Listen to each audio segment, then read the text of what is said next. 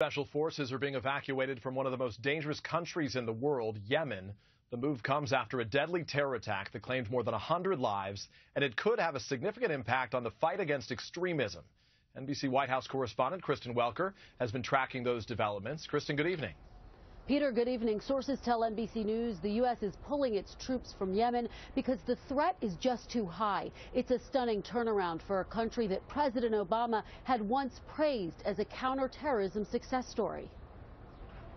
After this week's deadly terrorist attacks in Yemen, today the Pentagon announced it's pulling out 100 special forces, the last U.S. troops in the country. That makes sense. If we can't protect our people, they just can't be there. It will have a real impact on counterterrorism operations.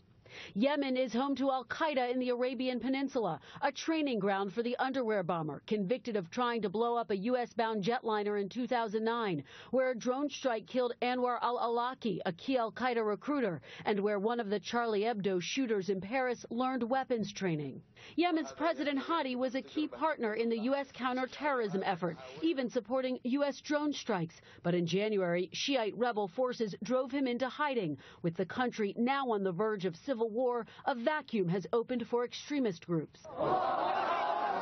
Al-Qaeda and ISIS can now expand their presence, and our ability to counter that is very much inhibited.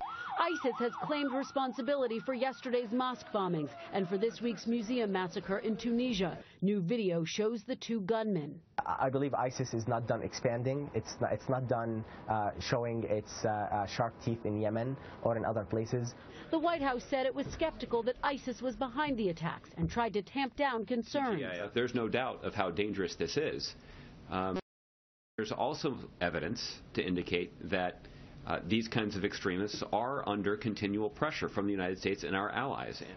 But counterterrorism analysts say no matter who is behind the attacks, the fact that ISIS has claimed responsibility is powerful propaganda. The ISIS brand, the Islamic State brand, is rising. A new challenge for the U.S. as Yemen descends further into chaos and uncertainty.